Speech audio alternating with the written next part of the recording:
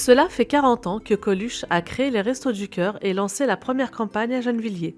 À cette occasion, le parc des Sévines accueille jusqu'à fin novembre un chapiteau qui retrace et rend hommage à leur histoire. Ici, dans le chapiteau de Gennevilliers, on se rappelle qu'en 1985, Coluche a accueilli ici des personnes démunies lorsqu'il a lancé son grand mouvement pour la solidarité. Donc on a essayé pour symboliser justement cette aventure de préparer un peu des espaces ici pour vous montrer ce qui est devenu un centre d'aujourd'hui.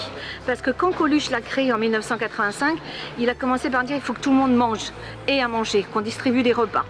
Mais de cette aide alimentaire, on a construit, nous derrière, tout un accompagnement, toute une aide à la personne, de l'accès aux droits, de l'apprentissage du français, du soutien scolaire. Vous voyez, on va avoir décliné tout ce dont les personnes démunies ont besoin pour aller sur le chemin de l'insertion. Voilà. Notre dernière déclinaison là, c'est un fort soutien aux familles monoparentales et à la petite enfance, parce que pour rompre la précarité, il faut travailler sur la précarité des bébés. Et donc c'est les grands axes, nous, de cette année qui démarre. L'exposition présente la reconstitution d'un centre de distribution et des images d'époque qui racontent les 40 campagnes des restos. Un sujet plus que jamais d'actualité.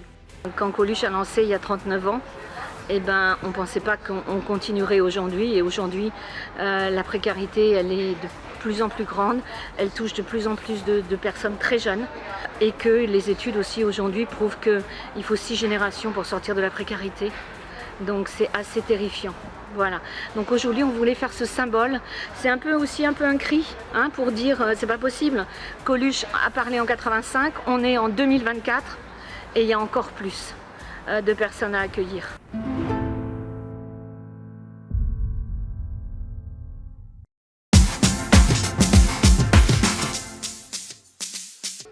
Depuis la rentrée scolaire, une petite révolution a eu lieu à la ludothèque, à l'espace Grésillon.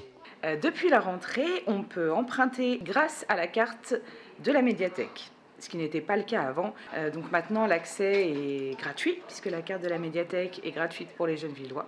Dorénavant, la ludothèque ne fait plus partie de l'espace Grésillon, même si le lieu est encore au 2e étage, mais est rattaché aux médiathèques de la ville. Donc il n'y a plus d'inscription auprès du centre social, d'inscription auprès de la ludothèque. On a rejoint le réseau des médiathèques.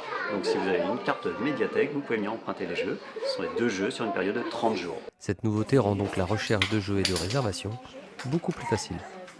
Du coup, on peut aussi avoir accès à la liste de tous les jeux sur le portail des médiathèques. On peut voir si un jeu est disponible et on peut voir les nouveautés. On peut même laisser des coups de cœur, laisser des commentaires sur les jeux. Ce qu'on peut faire avec les livres, maintenant on peut le faire avec les jeux également.